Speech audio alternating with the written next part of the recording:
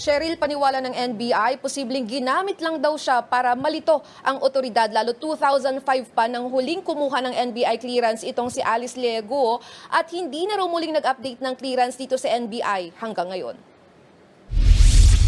Parehong Alice Liego ang pangalan. Pareho ring July 12, 1986 ang birthday. Pero sa picture pa lang, hindi sila magkamukha. Kaya hindi katakatakang nag-negative sila sa fingerprint analysis ng National Bureau of Investigation o NBI. Ibig sabihin, magkaibang tao sila base sa kanilang fingerprint. Pero ang tanong ngayon, nasaan ang hindi mayor na Alice Go? 2005 pa mula nang huli siyang mag-update sa NBI at hindi na naulit pa. Tinitignan tuloy ng NBI ang posibilidad na baka napag-utusan lang ang isa pang Go. Fictitious ito. At hindi Alice Guo ang pangalan niya. Nag-file lang, ginamit niya Alice Guo. May instruction na kumuha ka ng clearance under this name.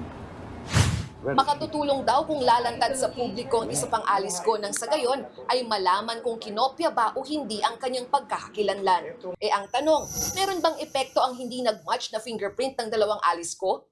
Sa nauna nang nag-match na fingerprint naman ni Mayor Go at ng Chinese si Go Waping, sagot ng NBI, It will not affect yung findings namin na yung Guo Wanping at saka si Alice Guo ay iisang tao. Para makasiguro sa resulta ng fingerprint analysis, ikukumpara rin daw ng COMELEC ang mga hawak nilang fingerprint ni Mayor Go at ni Go Waping. Take note, ang COMELEC ay may sariling handwriting and fingerprint experts. Kung meron ng NBI, meron din ng COMELEC, madami kami na mga experts. Nasa amin ang COC, nasa amin din ang application for registration as a registered voter. Magre-request din daw sila ng report sa mga isinagawang examination ng NBI para gamitin sa isasampang kaso laban sa sinuspinding alkalde. Hihingi rin daw ang COMELEC ng kopya ng co-warrant of petition na isasampa ng Office of the Solicitor General. Kailangan namin yun upang nakita namin na yung talagang misrepresentation. Ayon naman sa Solgen, ngayong linggo nila balak ihain ng co-warrant of petition laban sa Mayora. Hinihintay na lang daw nila ang ilang dokumentong naglalaban ng mga ebidensya. Dagdag pa ng OSG, matibay ang kaso ng gobyerno para patunayan ang mga akusasyon kay Go. Bukod sa pagkatao ng Mayora, iniuugnay rin siya sa Philippine Offshore Gaming Operators o POGO. Kumbinsido raw ang Presidential Anti-Organized Crime Commission o PAOC na mahalaga ang papel na ginagampanan ni Go sa POGO. Not really a protector but operator.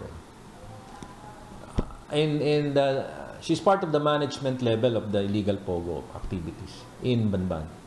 Sa pahayag naman ni Senator Riza Hontiveros, kahit 10 Alice Go pang lumabas sa Pilipinas, bukod tanging si Mayor Alice Go lang ng Bamban Tarlac ang Chinese citizen na naging alkalde. Ang investigasyon daw ay para kay Alice Go na hindi Pilipino. Cheryl, nakahanda na raw ang NBI para ipresenta ang lahat ng resulta sa susunod na Senate hearing. Yan muna ang latest mula rito sa NBI. Balik sa inyo, Cheryl. Maraming salamat, Elaine Fulgencio.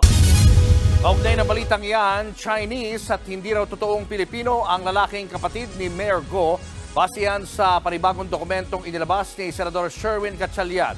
Ayon kay Gatchalian, Chinese citizen si Wesley Leal Go na ang tunay raw talagang pangalan ay Go Xiangdian. Base yan sa Philippine at Chinese passport na nakuha ng senador mula sa Board of Investments at sa National Bureau of Investigation. Gamit ang mga biometric record, nagtugma raw ang mga fingerprint nina Wesley at Xiangdian.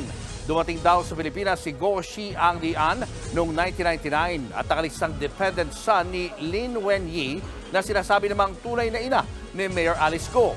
Ayon kay Senador Gatchalian, patuloy itong inabuso ng pamilya ni Mayor Go ang late registration para palabasing sila'y mga Pilipino.